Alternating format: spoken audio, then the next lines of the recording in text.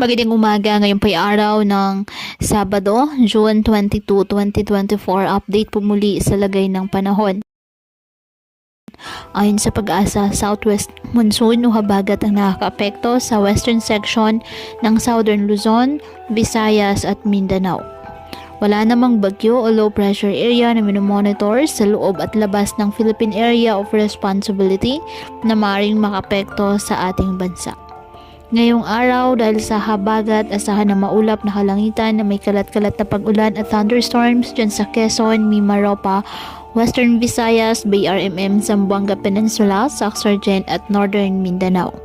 Ang Metro Manila, nalalabing bahagi ng Calabarzon, Zambales at Bataay, bahagyang maulap hanggang sa maulap na halangitan with isolated rain showers or thunderstorms dahil pa rin po sa habagat.